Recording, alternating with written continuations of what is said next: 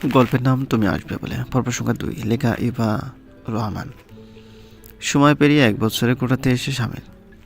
এই ১ বছরে হিয়া যতটা পেরেছে নিজেকে শক্ত করে সমাজের মানুষের করা কটূক্তিতে পিছনে ফেলে নিজের জীবনটাকে এগিয়ে নিয়ে যেতে চেষ্টা করেছে। তার মেরুদণ্ড যে কতটা শক্তিশালী তা সে সবাইকে বুঝিয়ে দিয়েছে। কিন্তু আজও প্রতি রাতে তাকে বিহানের শেষ কথাগুলো বড্ড ভাবিয়ে তোলে। এতদিনে সে এটা খুব ভালো করে বুঝে গেছে, বিহানের প্রতি তার কখনো কোনো ভালোবাসা জন্মেনি, বরং বিহানের প্রতি তার যে অনুভূতি ছিল সেটা শুধু শুধু একটা নিরাপদ আশ্রয় ঠিকানা। সে বিহানকে ভালোবাসে বিয়ে করতে চেয়েছিল ঠিকই, কিন্তু ভালোবাসার উপর ছিল তার একটা নিরাপদ আশ্রয় পাবার বাসনা।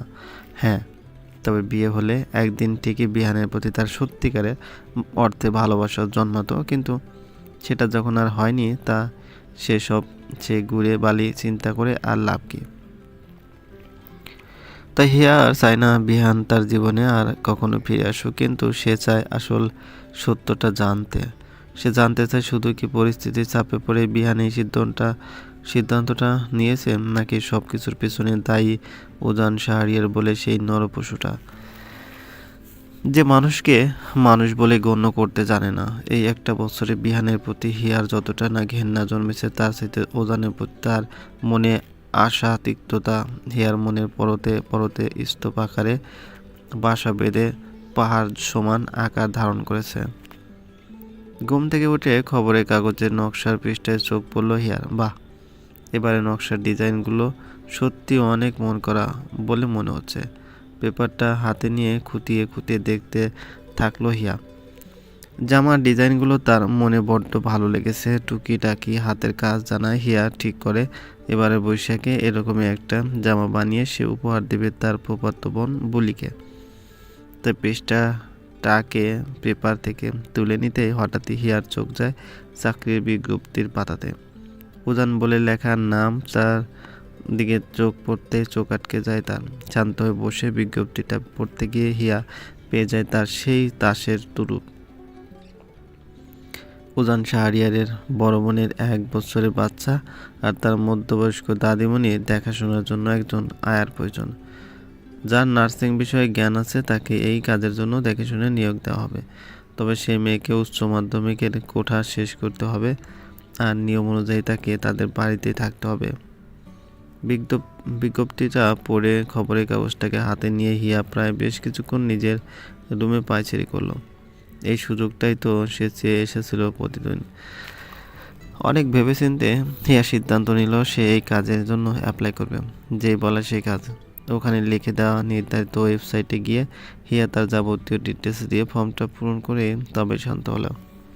যদি সে সিলেক্ট হয়ে যায় তাহলে যেমন শাহরিয়ার বাড়িতে গিয়ে বিহানের খোঁজ পাওয়া যাবে, অমনি সে এই সত্য মিথ্যার বেড়াজাল থেকে আসল ঘটনা উন্মোচন করতে সক্ষম হবে। সাথে হিয়া এটাও ঠিক করে নেয় যদি তার এই করুণ পরিণতির জন্য উজান বলে লোকটা সত্যি দায়ী থাকে, তাহলে সে উজানকেও ঠিক সেরকমই আঘাত দিয়ে বুঝিয়ে দেবে প্রতারণা ঠিক কী জিনিস। কোনো মেয়েকে ঘন্টার পর ঘন্টা বউ সাজিয়ে কাজে অফিসে বসিয়ে রাখা কতটা হৃদয় বিদারক। হিয়ার যাবতীয় ডিটেলস দেখে শাহরিয়ার বাড়ির ম্যানেজার তার ফর্মটাকে অ্যাপ্রুভ করে দিয়ে আগামী সপ্তাহের বুধবার হিয়াকে ইন্টারভিউর জন্য ডাক পাঠালো। আর সেই উদ্দেশ্যে হিয়া এখন প্রস্তুত তার গন্তব্যের পথে রওনা দিতে। আমার খুব ভয় হচ্ছে তোর জন্য হিয়া। কি করে একটা অচেনা শহরে তুই একা একা এভাবে? কোনো ভয় নেই, এতটা দুর্বল আমি নই অর্পা। তুই শুধু এদিকে ওষুধ জেঠু আর ফুপুকে দেখে রাখিস। ওরা যেন কেউ গুণাক্ষরে এটা টের না পায় যে আমি বিহানের খোঁজ নিতে বা উজান বলে লোকটার থেকে প্রতিশোধ তুলতে তাদের শহরে পাড়ি জমাচ্ছি। তুই পারবি তো হিয়া? শুনেছি ওজান বলে লোকটা নাকি খুবই বদমেজাজি। তার সব সহ্য হয়, কিন্তু প্রতারণার মিথ্যে তিনি দু চোখে সহ্য করতে পারে না। যদি তুই ধরা পড়ে যাস তখন? ধরা পড়ে গেলেও সমস্যা নেই। দাদিকে বলে মনে নেই তোর? ছেলেদের কাবু করার জন্য মেয়েদের 2টো অস্ত্র আছে, 1 তাদের মুখের হাসি আর 2 চোখের জল। হাসি দিয়ে সব ছেলেকে কাবু করা না গেলেও প্রত্যেক নারীর চোখের জলের কাছে হার মানতে বাধ্য এই পুরুষ জাতি। এটা ছেলে মানুষই হিয়া। আমার জীবনটাই তো ছেলে মানুষই হয়ে ভোগের বস্তু হিসাবে এখন সবার হাসির পাত্র হয়ে দাঁড়িয়েছে অর্পা। হোক না আর একটু ছেলে মানুষই। আমার জীবনটাই তো ছেলে মানুষ হয়ে ভোগের বস্তু হিসেবে এখন সবার হাসির পাত্র হয়ে দাঁড়িয়েছে অর্পা। হোক না আর একটু ছেলে মানুষই। হিয়া অস্ফুট, তবে যা করবি সাবধানে, আর গিয়ে আমাকে ফোন দিস কিন্তু। আর বাড়িতে যেন কেউ না জানে বিষয়টা, কেউ না মানে কেউ না, কেমন? সব পেরিয়ে হিয়া এসে পৌঁছালো তার গন্তব্যে। পা রাখলো উজান শাহরিয়ারের শহরে, তাদের এলাকায়। কথা ছিল শহরের এই নামকরা কাঁচা বাজারের সমানটাতে বাড়ির ম্যানেজার হিয়াকে নিতে আসবে, কিন্তু দীর্ঘ 1 ঘন্টা অপেক্ষা করবার পরেও সেই ম্যানেজারের খোঁজ নেই। উপরন্তু আর কিছু ভেবে না পেয়ে হিয়ার সিদ্ধান্ত নিল সে একাই ঠিকানা খুঁজে শাহরিয়ার কুঞ্জে গিয়ে পৌঁছাবে। যদিও সে ঠিকানা জানে, তবু একদম নিশ্চিত হবার জন্যই সে একটু সামনে গিয়ে একজন ভদ্রলোককে জিজ্ঞেস করলো, দয়া করে শাহরিয়ার কুঞ্জটা এখান থেকে কোন দিকটায় একটু বলতে পারবেন? লোকটা কথাটা কানে নিতে বিস্মিত চোখে হিয়ার দিকে তাকিয়ে আরেকবার হিয়ার পিছনে দাঁড়িয়ে থাকা মানুষটার দিকে তাকালো। কিছু না বলে দ্রুত জায়গায় প্রস্থান নিতে হিয়া একটু অপ্রস্তুত হয়ে গেল। লোকটা তার দিকে ওভাবে তাকিয়ে কিছু না বলে চলে গেল কেন? নিজের মনে আসা প্রশ্নটাকে তুচ্ছ করে হিয়ার সামনে দাঁড়িয়ে থাকা আরেকজন ভদ্রমহিলার কাছে ঠিকানা জানতে চাওয়ায় উনিও হালকা হেসে দিয়ে সামনের দিকে পা বাড়ালো। ব্যাপারটা কিছু বুঝলো না হিয়া। বিহান তো বলেছিল শহরে নাকি শাহরিয়ার কুঞ্জ বলতে সবাই এক নামে চিনে, তাহলে সবাই এরকম করছে কিসের জন্য? হিয়ার মনের উথাল পাতাল ঢেউটাকে আর বইতে না দিয়েই পিছন থেকে এক পুরুষালী কণ্ঠ ডেকে উঠল হিয়াকে। হিয়া পিছন ফিরতে দেখতে পারে তার ঠিক 1 হাত দূরে দাঁড়িয়ে আছে এক সুঠাম দেহের সুপুরুষ, সাদা পাঞ্জাবির সাথে সাদা চুড়িদার, হাতে এক ব্ল্যাক ঘড়ি, চুলগুলো নিয়ম করে আঁচড়ানো, গায়ের রং যথেষ্ট সুন্দর, সাথে সেই চওড়া ছাতি, বলিষ্ঠ তেজ, সাধারণ কিন্তু পরিপাটি পরিমার্জিত সাজসজ্জা যে কোনো নারী মনকে আকর্ষণ করতে যথেষ্ট। নিজের চোখটাকে সামলে নিয়ে হিয়া এবার কথা শুরু করলো। তাকে হঠাৎ এভাবে পেছন থেকে ডাকার কারণ? জি, কিছু বলবেন? আপনি কি মিস হিয়া মুনতাসির বলছেন? জি বলছি। আপনি কি আজ নার্স হিসেবে ইন্টারভিউ দিতে শাহরিয়ার কুঞ্জে এসেছেন? জি, কিন্তু আপনার পরিচয়? জি, আমি উজান শাহরিয়ার, শাহরিয়ার বাড়ির বড় ছেলে বলছি। কথাটা শোনা মাত্রই থমকে যায় হিয়া। যে মানুষটাকে দেখার জন্যই তার এত দূরযাত্রা, এতক্ষণ কিনা সেই মানুষটার সামনেই সে দাঁড়িয়েছিল। ও মানুষগুলো এজন্যই বোধহয় তার প্রশ্নের উত্তরে এরকম বিস্ময় নিয়ে তাকিয়েছিল। হিয়া ভাবতে পারিনি উজান এতটা সুদর্শন দেখতে হবে। বিহানের ভাষ্যমতে তো উজান দেখতে বখাটে টাইপ ছেলেদের মতো হবার কথা, কিন্তু এই কণ্ঠে যে এক অন্যরকম গাম্ভীর্যে দেখা পাচ্ছে সে কাঙ্ক্ষিত ব্যক্তিটি যাকে সে স্বপ্নে চেয়ে এসেছিল এতদিন। কি জানি উজান হয়তো শুধুই সুদর্শনের ভাণ্ডার, তার আচরণটাও যে ঠিক কতখানি খাঁটি এবার সেটাও না হয় আস্তে আস্তে করে যাচাই করে নেওয়া যাবে। আচ্ছা বুঝলাম, আপনার বাড়ি থেকে আমাকে নিতে আসার কথা ছিল। আমি দীর্ঘ 1 ঘন্টা ধরে আপনাদের ম্যানেজারের অপেক্ষায় দাঁড়িয়ে আছি, কিন্তু সে নেই। আমি আন্তরিকভাবে সেজন্য দুঃখিত। আপনি আমাদের বাড়িতে ইন্টারভিউ দিতে এসেছেন, সেই হিসাবে আপনি আমাদের বাড়ির অতিথি। আপনাকে নিতে আসার ব্যাপারে আমাদের আরও সচেতন হওয়া দরকার ছিল।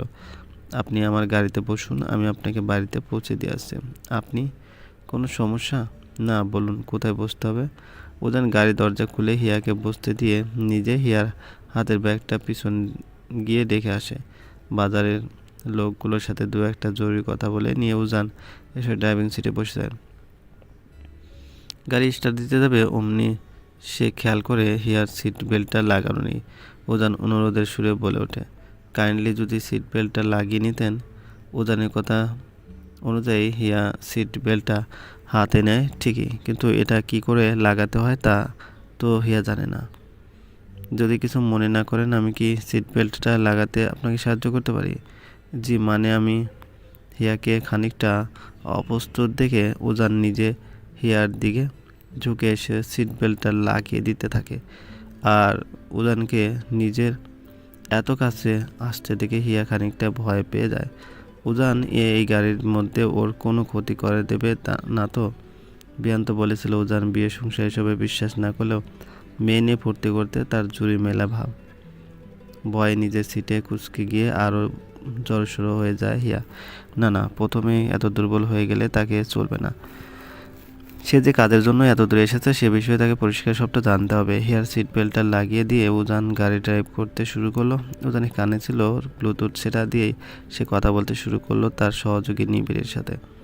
তুমি খুব ভালো করে জানো নিবিড় দায়িত্বে অবহেলা আমি একদমই পছন্দ করি না। তার উপর উনি এত দূর থেকে একটা দীর্ঘ জার্নি করে এসে এভাবে একটা মন ঘন্টা বাজারের সামনে দাঁড়িয়েছিলেন। এটা শাহরিয়ার পরিবারের জন্য কতটা অপমানজনক তুমি বুঝো? সরি স্যার, আমি ঠিক সময়ে গাড়ি নিয়ে বেরিয়েছিলাম, কিন্তু মাঝপথে আমি কোনো এক্সকিউজ শুনতে ইচ্ছুক নই নিবিড়। আই হোপ এরপর থেকে তুমি তোমার কাজের প্রতি আরও দায়িত্বশীল হবে। কথাটা বলেই অপর পাশ থেকে আর কিছু শোনার প্রয়োজনটুকু বোধ না করে ওজান ফোনটা কেটে দিল। তার চোখ মুখ দেখে এটা স্পষ্ট যে নিবিড়ের থেকে এরকম একটা কাজ কখনোই সে আশা করেনি। নিবিড়ের এই কাজে সে ভীষণ আশা হতো।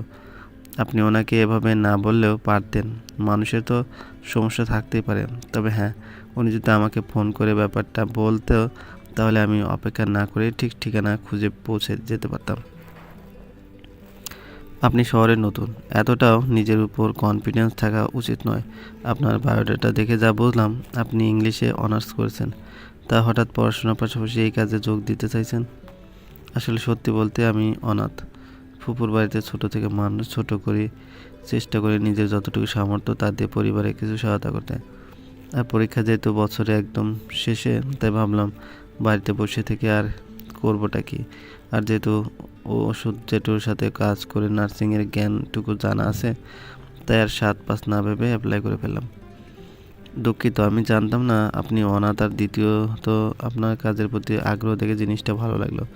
ধন্যবাদ। আচ্ছা, আপনি কি করে বুঝলেন যে আমি সেই মেয়ে যে আপনাদের বাড়িতে ইন্টারভিউ দিতে এসেছি? এই শহরে প্রত্যেকটা মানুষ আমাদের, বিশেষত আমাকে চেনেন। আর আপনি যেভাবে ব্যাগে হাতে নিয়ে সবাইকে জিজ্ঞেস করছিলেন, তাই আমি আন্দাজ করে বললাম যে আর নিবিড়েরও তো আপনাকে এখানে নিতে আসার কথা ছিল। ও, তা ঠিক। আপনার কোয়ালিফিকেশন দেখে আপনাকে আমার পছন্দ হয়েছে। এখন সবটা দাদিমণির হাতে। উনি আপনাকে দেখে পছন্দ করলে আপনার চাকরিটা কনফার্ম। আমি চেষ্টা করব আপনার দাদির মন রাখতে। আর যেই বাচ্চাটার কথা লেখা ছিল, কে স্পর্শ, সে আমার বড় বোনের ছেলে। অ্যাক্সিডেন্টের সময় আপুকে হারিয়ে সে এখন আমাদের কাছে মানুষ। আচ্ছা, আর স্পর্শের বাবা? স্পর্শকে গ্রহণ করতে অস্বীকার জানায়। দাদিমণি আর চাইনি ব্যাপারটা জল ঘোলা হোক, তাই সেই স্পর্শ আমাদের সাথে থাকে। হিয়া একটা দম ছাড়লো, খুলে রাখা জানালার দিকে তাকিয়ে আনমনে বলে উঠল, জীবনটা সত্যি কত অদ্ভুত, তাই না? আমার বাবা মা নেই বলে আমি অনাথ, আর স্পর্শের বাবার থেকেও সে। জীবনটা সত্যি খুব অদ্ভুত। আসুন, বাড়ি এসে গেছে, নামুন এবার সাবধানে। জি, নামছে।